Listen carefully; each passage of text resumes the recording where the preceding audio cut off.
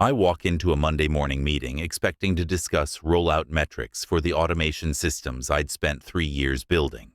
Instead, my boss, Clara Rains, leans back in her chair, smirks and says, "We've decided you're technologically challenged." It's the kind of line that makes you blink, not because you're hurt, but because you're wondering if you heard correctly. The words hang in the air for a beat too long, like she's enjoying the weight of them. Around the table, no one meets my eyes. A few tap at their laptops like they didn't just hear their head of infrastructure get dressed down in public. Clara folds her hands, tilts her head, and waits for me to react. I don't. I've learned in 17 years that silence unsettles people more than outrage. My name is Nathan Cole. I'm 48 years old, and until 37 minutes ago, I was Senior Systems Architect at Draycott&Bell, a multinational logistics and supply chain firm with operations in 43 countries. I've been here since the early days, when IT department meant a single cramped room with 2 racks and a borrowed coffee machine. I built their backbone from scratch: servers, security, disaster recovery, the whole nervous system. Last year alone, I led a project that automated half the department's workflows. Invoice processing, that used to take 3 days. Now, it's 47 seconds. Vendor onboarding went from 3 weeks to 6 hours. Those changes saved the company just over $2 million annually. That's real money, the kind of number that gets you invited to board lunches and Christmas dinners. Or at least, it used to. Now Clara's telling me the board wants digital native leadership. She says it like she's reading it off a script written by someone in marketing. The replacement is a kid named Darren, 24 years old, fresh out of some second-tier grad program. His first question on day 1, today, was how to turn on the printer. I know because I watched him fumble with the power switch while everyone else pretended not to notice. I look at Clara, offer her a professional smile, and say, "Congratulations on your new hire." My voice is even, steady. If she's expecting me to argue, she's going to be disappointed. I stand, shake her hand, and leave the room without looking back. No outburst, no threats, no satisfaction. But I keep the security badge in my pocket. Not the standard employee one, the master access card. It's a distinction no one in this building remembers exists except me. The walk back to my office feels longer than usual. Every desk I pass is another set of eyes, pretending to be busy. A few people glance up, sympathy in their faces. Others smirk, like they're already calculating how to climb over the vacancy I'll leave behind. It's fine. This place has always had its predators. In my office, I start packing. Personal things first. The framed photo of my daughter at her graduation. The brass pen set my wife gave me when I made senior. The small ceramic mug shaped like a server rack that an intern gave me years ago as a joke. Then the work items I want to keep. Old notebooks with system architecture sketches. A few thumb drives. That's when it comes back to me. A feature buried deep inside the automation framework. One I designed late at night, off the books, when I realized how dependent the company would become on the system. It was meant as a fail-safe. If something went catastrophically wrong, cyber attack, hostile takeover, I could slip inside unnoticed and take control without anyone realizing.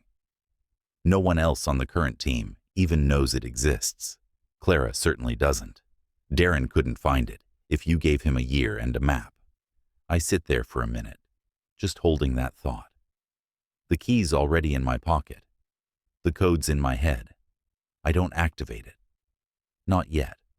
I'm not even sure why I think about it at all. Maybe it's habit. In my world, you don't leave yourself without options.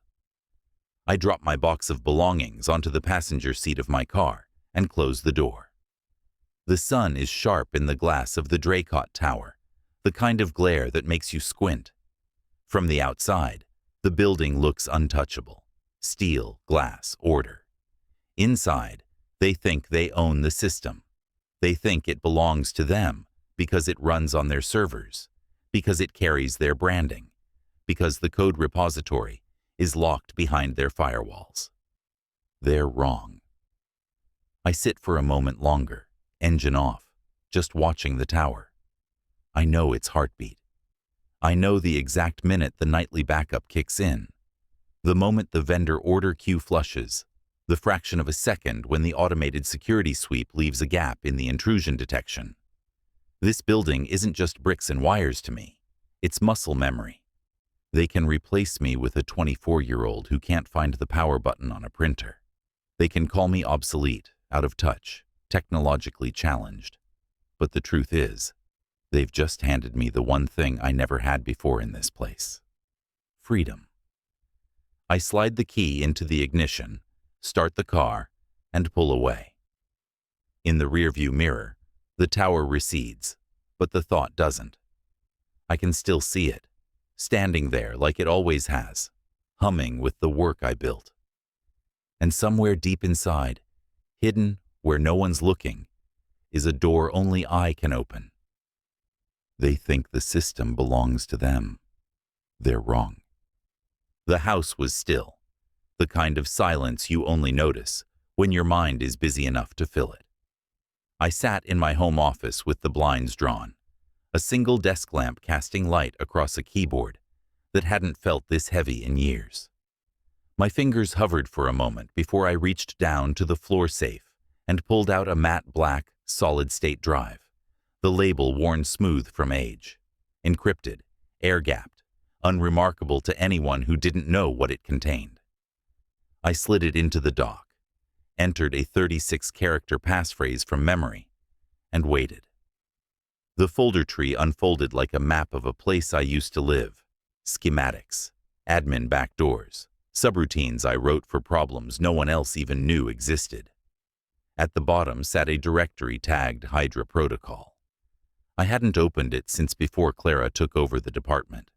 Back then, it was just a safeguard, something I built after seeing what a single compromised node could do to an entire operation. I never told anyone it existed. My years in Cyber Command taught me two things. First, never build a system you can't shut down yourself.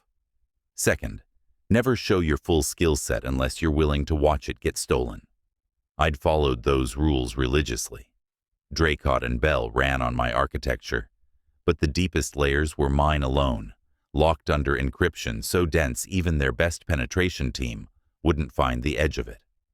I tunneled through a covert node, 3 hops, 2 of them masked as idle servers in a university's physics lab. Within minutes, I was inside Dracot's live network, undetected, no alarms, no pings. My permissions were still valid, buried inside an admin role Darren didn't even know existed. I routed into the internal dashboard, and the familiar interface blinked to life on my screen. It took less than 30 seconds to pull up the morning stand-up feed. There was Darren, slouched in his chair, mumbling through an update about aligning workflows while scrolling on his phone. His webcam was on. He didn't realize half the team was muted. Their eyes glazed over. They didn't know the chat server they used was still running on my private container. Every word typed in that room was mirrored to me in real time. I leaned back and read as they complained quietly about broken scripts, delayed invoices, and Darren's inability to answer a basic query about vendor protocols. It wasn't revenge yet. It was reconnaissance. At least that's what I told myself. I'd spent too long with these people not to feel a certain reflexive loyalty. Or maybe it wasn't loyalty at all. Maybe it was conditioning. Habit. You spend 17 years building a structure. You don't just watch someone burn it down without at least checking where the fire starts. I pivoted through the file server indexes, scanning activity logs. One directory caught my eye, a restricted board folder I shouldn't have been able to see. Its permissions had been sloppily updated, probably so Darren could find it without going through the proper channels. Inside was a document marked Q4 Transition and Overseas Outsourcing Plan. I opened it, my jaw tightening, as the first page loaded. The plan was meticulous. By the end of the next quarter, they intended to dissolve 70% of the domestic operations team, shifting all support and development to overseas contractors. The digital native leadership Clara had pushed was nothing but a cover story to pacify shareholders and soften the optics. They'd even calculated the severance costs and how to spin the layoffs as a global modernization effort. I scrolled through the financial models, the fake timelines, the internal talking points, and there it was, in the appendix, a list of the automation systems being optimized for offshore handoff. My systems, the frameworks I'd built to keep the company competitive, now being stripped for parts and handed to the lowest bidder. I'd given them efficiency, stability, and resilience, and they were going to gut it for a quarterly margin bump. For a moment, I just sat there, watching the cursor blink on the page. It wasn't about me anymore. They weren't just cutting my position. They were cutting everyone I'd worked alongside, people who'd spent years learning the intricacies of this infrastructure, and they were using my architecture to do it. Every script I'd written, every automation sequence I'd optimized, was now a weapon aimed at the very people who kept this company standing. I closed the document and stared at the network map. The pathways were all still there, hidden access points I'd built into the design from day one. They thought they were in control because they had the passwords. They didn't realize the real keys were never in their hands. They thought firing me was the end of it. They thought I'd just fade into the background, a relic of an older era. They didn't just cut me. They were cutting everyone. And now I knew exactly how they planned to do it. Rain traced lazy streaks down the window, blurring the city lights into a shifting mosaic. The sound was steady, patient, the kind of rhythm that settles into your bones and makes you lean into long work. My desk was already cluttered with coffee cups, notepads covered in half-legible scrawl, and the black glass glow of 3 separate monitors, each running on its own isolated network. This wasn't something you built on impulse. This was architecture. I called her Athena, a layered automation exploit that, once armed, would do 2 things with absolute precision. First, it would lock Draycott's operational systems into an infinite loop, orders stalled mid-route, inventory vanishing and reappearing in ghost locations, payroll caught in a purgatory of processing that never finished. Second, it would leak a carefully curated set of board-only messages to the wrong recipients at the perfect moments. Conversations about offshore kickbacks landing in shareholder inboxes. Casual jokes about making the old guard redundant forwarded to legal. The kind of slow-burn chaos that doesn't just break a system, but rots its trust from the inside. The first lines of code came easily, muscle memory guiding my fingers. I'd written skeleton keys like this before, back in the service. Different stakes, same principles. Isolate, infiltrate, and, when the moment was right, detonate. My eyes flicked from one monitor to the next as I mapped the pathways, ensuring Athena's commands would pass as standard traffic until it was far too late to trace. Every delay cycle, every packet disguise, every self-erasing log entry had to be perfect. Between keystrokes, the memories came uninvited. Clara at last year's shareholder meeting, standing in front of my automation dashboard like it was her life's work, talking about her vision for efficiency. The room clapped, and she didn't even glance my way. Or the time she called me into her office, offered a glass of wine, and said my department's success reflected her leadership.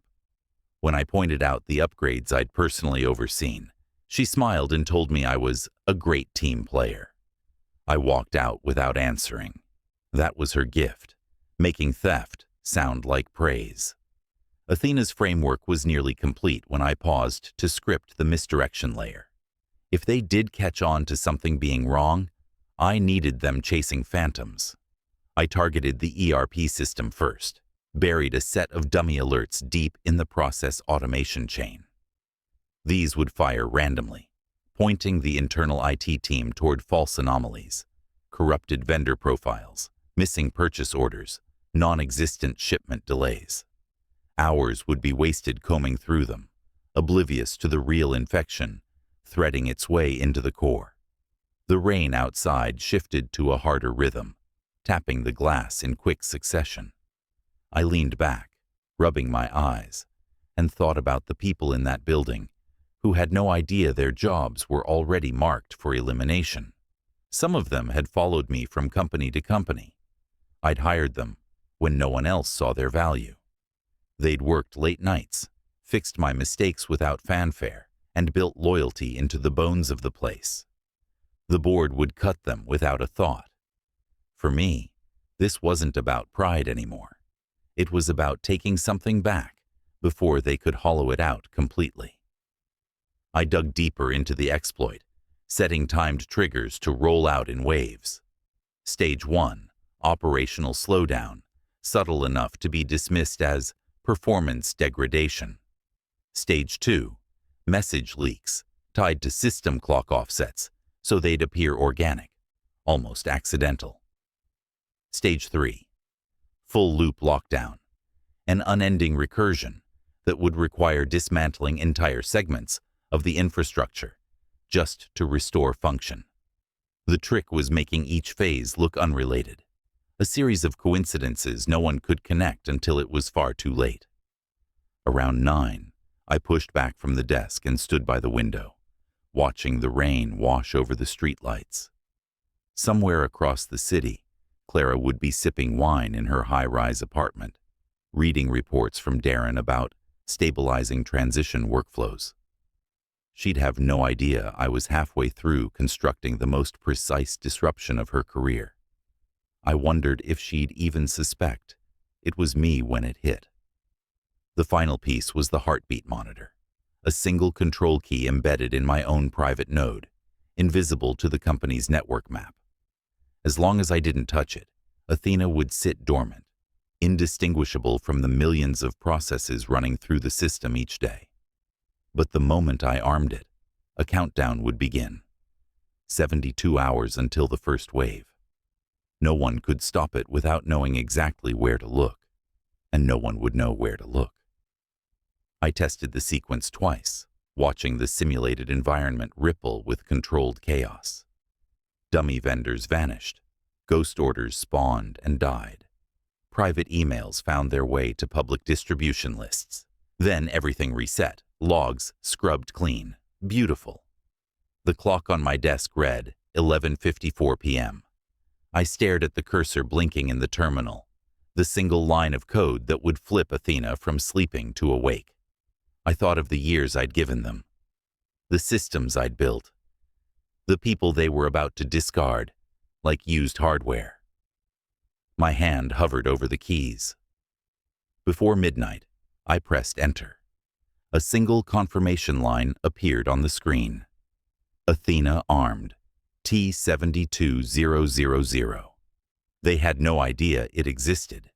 The espresso tasted like it had been burned twice, once in the machine and once in the cup. But I wasn't here for the coffee. From the corner table of a narrow cafe across the street, I had a perfect view of Draycott's glass tower. The rain from last night had left the pavement slick, the morning traffic moving in cautious bursts. Inside the building, somewhere on the 42nd floor, the first Athena alerts were already firing. Payroll was the first to lock. I knew it would be. Every automated transfer stuck in a pending loop, direct deposits vanishing into a system that couldn't confirm their existence. The internal help desk would be flooded with tickets in minutes, each marked urgent, each routed to a queue that went nowhere. Then came the vendor contracts, duplicate copies populating the database faster than anyone could delete them, each stamped with conflicting approval dates and mismatched signatures. By the time they noticed, they'd be drowning in legal questions about which version was real. I checked my watch, right on schedule. From here, the tower's upper floors looked quiet, but I could imagine the atmosphere.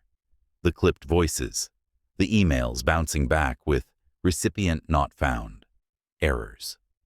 The department heads walking briskly, not running yet, still pretending they could handle it. I took a slow sip of coffee and waited for the next wave.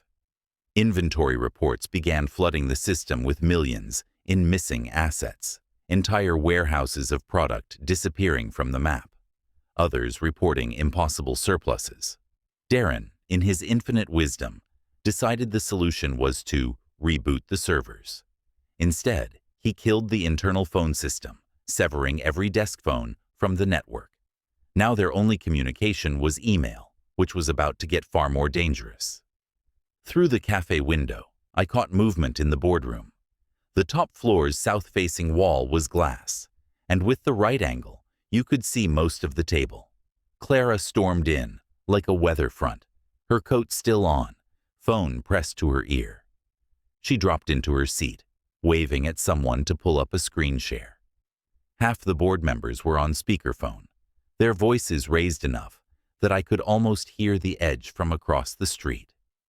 The others were glued to their tablets, scrolling through emails they were never meant to see. One director leaned forward suddenly, pointing at his screen, jaw tight.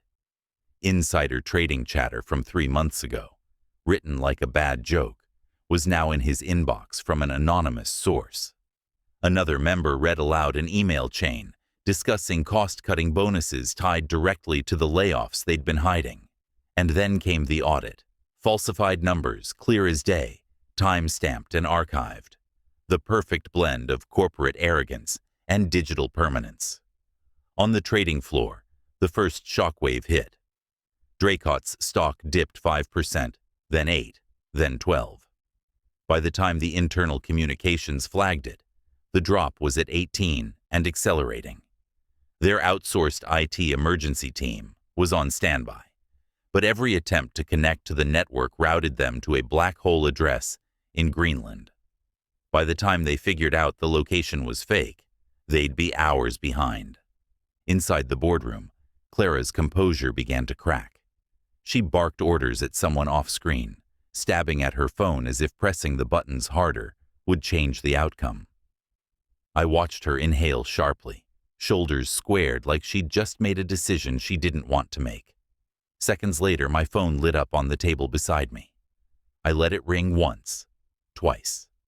Then I answered. "I thought I was technologically challenged," I said, keeping my tone even. There was a pause, just a breath, but enough for me to hear the background chaos bleeding into her end of the call. When she spoke, her voice carried the strain of someone holding the edges of a crumbling wall. "We need you to come in." I looked past the steam curling off my coffee to the tower across the street. The boardroom lights were brighter now, their reflections fractured in the wet glass. I could see her moving, gesturing sharply to the others, as if my answer might decide the fate of the building.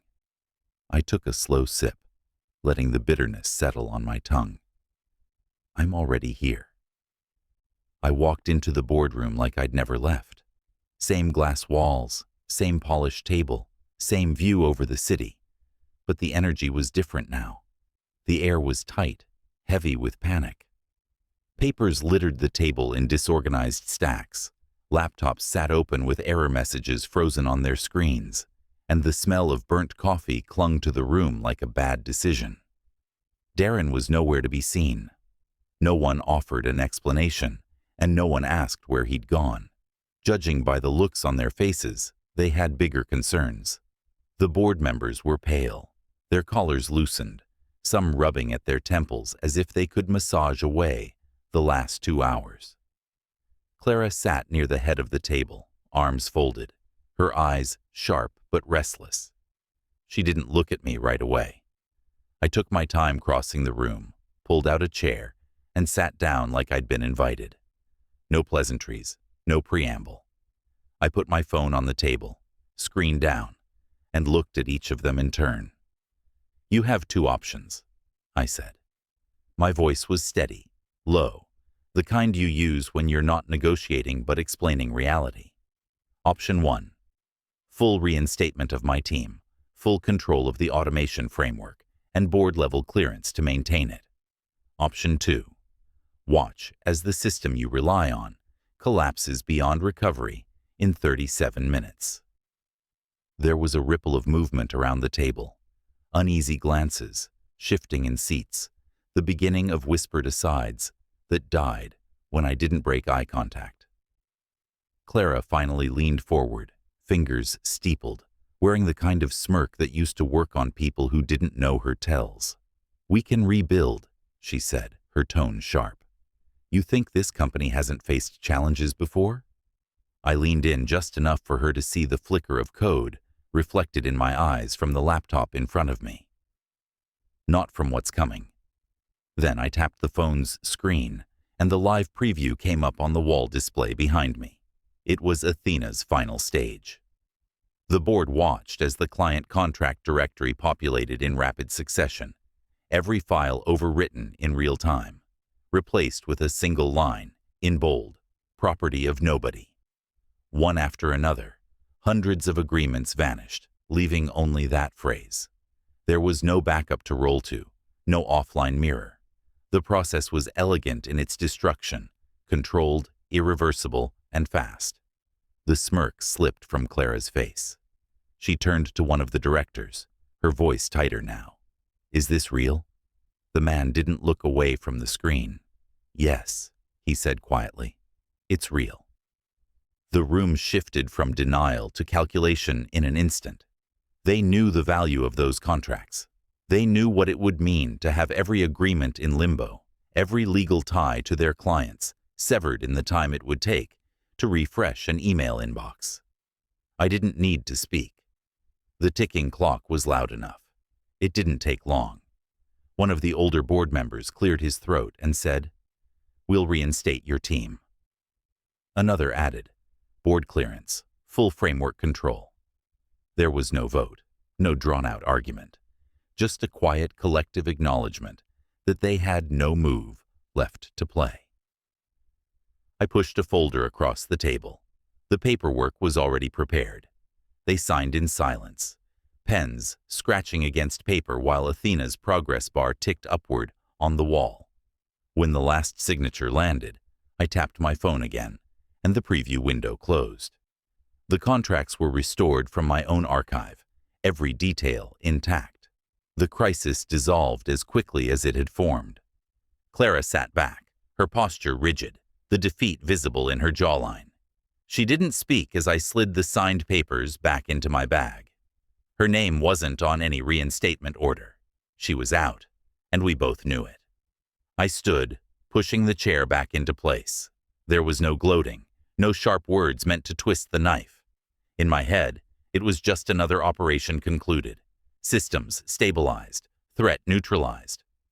On my way out, I stopped by an empty conference room, connected to their secure network one last time, and wiped my admin keys completely. Every access point, every hidden node, every line of code that tethered me to their system was erased. They would never see me in their networks again. But if they tried this twice, I'd know. Sometimes survival isn't about staying in the fight. It's about making sure the fight never starts again.